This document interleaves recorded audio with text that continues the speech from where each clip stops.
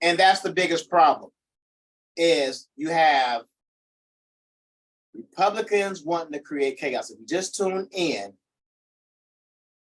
we are about to shut down the government. It's probably going to happen Saturday, somewhere Saturday, the end of this month. And I know some people are living their lives and it's like, well, I don't really care about the government being shut down. No, this is going to cause all types of problems, security problems. You have government workers, things like that. And I'm not saying that the world is going to end because the government shut down, but the government needs to be able to fund itself in order for things to run smooth. Not only that, we have a rating, a credit rating that we need to maintain. Now, if you Black, you know how it is to not pay a bill. I mean, that's the only way I know. But if you know how putting off a bill can affect some shit in the future. So the same thing with our government. If we don't pay our bills, our credit ratings will go down. And that ain't no good thing. But when the government shut down before, there was an agenda. There was differences. They didn't agree on certain bills. This government, the radicals on the right, are ready to shut the government down for no reason whatsoever. They get in their way because Joe Biden's son has been indicted, but it has nothing to do with Joe Biden. And that's what they're upset about. They want to find something on Joe Biden so bad that they're willing to affect all Americans are going to be affected. This is about to be a sad day in America. Our democratic process is broken. We have a Speaker of the House who don't know how to lead his party.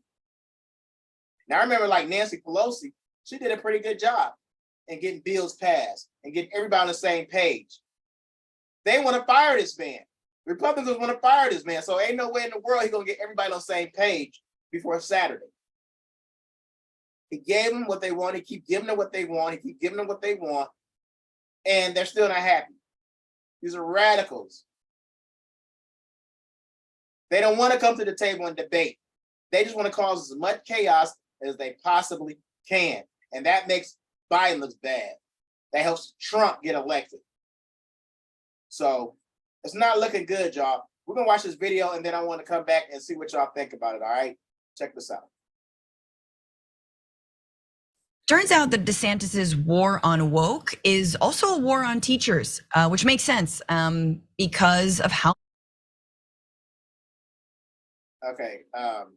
Matter of fact, hold on, give me 1 second. We gotta cue this video up.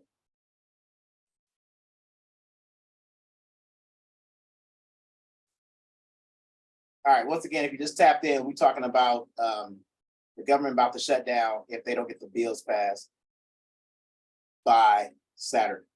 So I'm gonna play this video. It's the wrong video. I'm gonna play it right now. Hello and welcome to Meet the Press Now. I'm Ryan Nobles reporting in Washington, where it's tick-tock on the clock for Speaker Kevin McCarthy as he strikes an optimistic tone on his conference's progress to avert a government shutdown, with the funding deadline only days away and yet no deal in place. Speaking this morning, Kevin McCarthy said his conference plans to move ahead with 4 individual spending bills this week, while telling me Congress still needs to pass a short-term funding bill to keep the government open, and projecting confidence that that vote could happen at any time. So if you're moving appropriations bills, sir, then have you begun talks about moving a continuing resolution as well? Well, you've got to be able to keep government open.